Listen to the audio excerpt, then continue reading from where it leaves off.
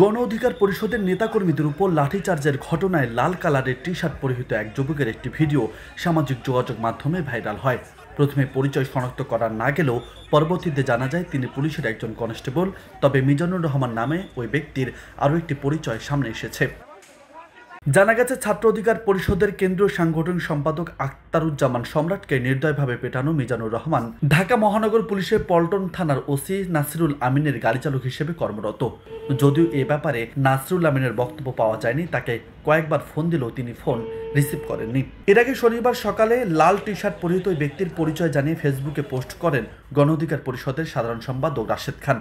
পোস্টে তিনি লেখেন, লাল পোশাক পরিহিত ব্যক্তি ছাত্রনেতা সম্রাটের উপর হামলা করেছে। হামলাকারী পুলিশের কনস্টেবল মিজানুর রহমান। তার বিপি নম্বরও উল্লেখ করেছেন ওই পোস্টে। শনিবার বিকেলে এক সংবাদ সম্মেলনে প্রধান উপদেষ্টা প্রেস সচিব শফিকুল আলমও বিষয়টি নিশ্চিত করে জানিয়েছেন, জাতীয় পার্টির কার্যালয়ের সামনে গণ অধিকার পরিষদের নেতাকর্মীদের উপর হামলার ঘটনায় অভিযুক্ত লাল টি শার্ট পরিহিত ওই যুবক একজন পুলিশ কনস্টেবল। এই ঘটনায় তিনি ডিউটিতে ছিলেন। বিস্তারিত আপনার ডিএমপির কাছ থেকে জেনে নেবেন।